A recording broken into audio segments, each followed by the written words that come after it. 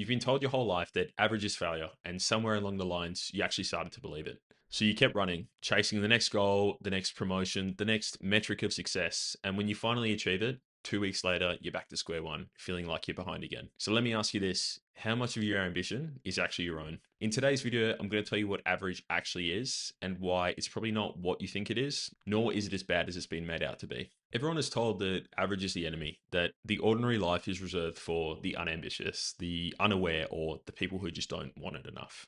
So we chase the prestigious career, the side hustle, the status that comes with the right car or the right network, anything to break that illusion of average. And once you achieve it, you still feel exactly the same inside. In any normal distribution, most outcomes cluster in the middle. And that's not a flaw in the system, but that's exactly how it's designed to work.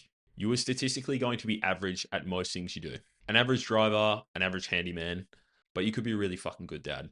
Being average at some things isn't a failure, but it's the natural trade off at being great at stuff that actually matters to you. And here's what actually happens: you spend enough time watching people talk about their income milestones, their morning routines, their 5 a.m. starts, their side hustles, you name it. And slowly, without noticing, that becomes your benchmark. And it's not because you consciously chose it, but it's because you've been fed it that much that you surely start to accept it as normal, as the standard, as what everyone else is doing. The goalposts don't move because you're ambitious, but they move because the content that you're consuming continues to replace them. And the people setting those goalposts, they're not neutral. They need you to feel behind. They need you to feel like you're not doing enough, because that's what their business model is centered around.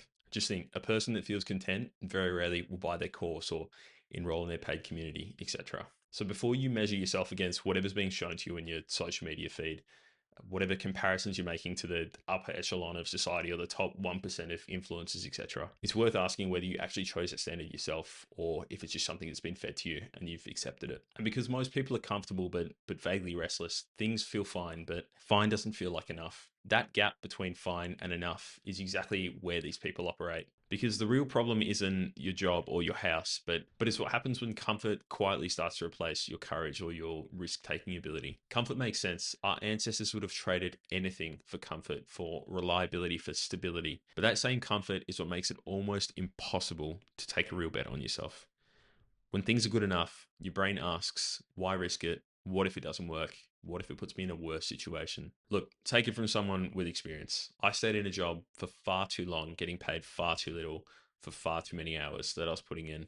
And I've only just noticed this now that I've left. I've secured another position that's an additional 50% pay, better work-life balance, and comfort was the reason that I didn't take this plunge sooner. But that's what comfort does. It narrows your sense of what's possible until you stop looking. And this whole thing of comfort isn't just related to your career. Take this YouTube channel, for example. I wanted to start it for 10 years. 10 years I thought about sitting down in front of a camera and recording a video, but I just put it off because I was too comfortable, and the thought of it made me uncomfortable. Even after I bought this microphone, 7 or 8 months later was when I made my first video. Otherwise, it was just sitting on my desk, and it was that constant reminder of, hey, you said you'd do something and you haven't done it. If you scale this out to over your lifetime, all these little things that you want to do, but they kind of impact your level of comfort, or there's a slight bit of resistance, and you just put it off because you think, not today or not this week.